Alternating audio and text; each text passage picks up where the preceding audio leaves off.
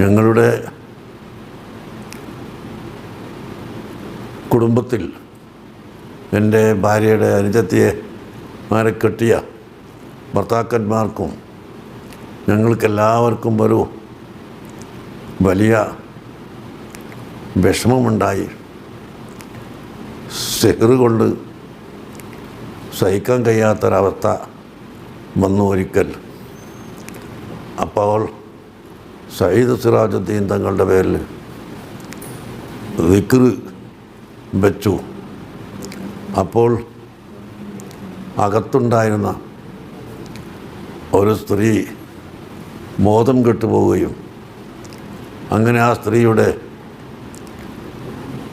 വയറ് വീർത്ത് ശ്വാസം കിട്ടാതെയായി മരിച്ചു എന്ന് ഏകദേശം കണക്കാക്കിയപ്പോൾ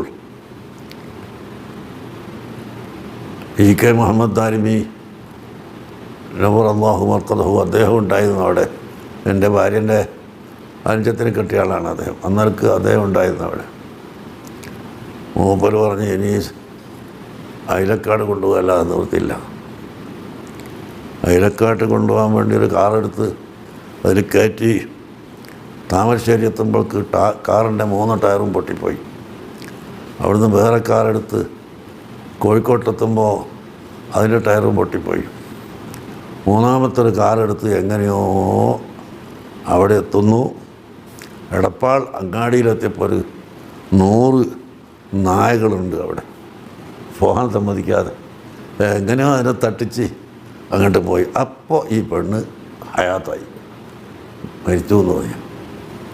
അങ്ങനെ ഞങ്ങൾ അവിടെ ചെന്ന്